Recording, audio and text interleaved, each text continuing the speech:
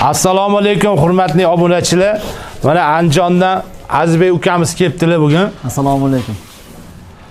Mana hozir Azizbek ukamiz so'rab qiziqyaptilar. Shu yerda qanaqa nima boshlangan, necha metr, qancha joyga andaq qilingan. Shuni hozir hammasini tanishtirib ketaman bu ukamga.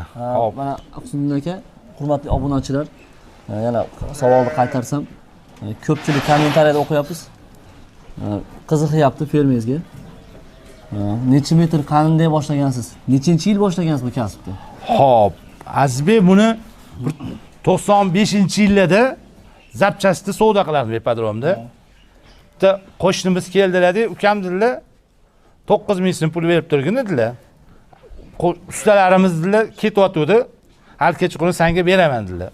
Men ungacha mol hol hech narsa boqmagan bolaman, 9 ming so'm kassadan berdim. Shu bilan kechqurun chiqdilar, chaqirdilar, uylarga olib kirib, bitta buqani ko'rsatdilar. Mana bunaqa bitta qora buqani ko'rsatdilar. Bir jivoy vес 400 kilo atrofida bo'lsa kerak. Mana shu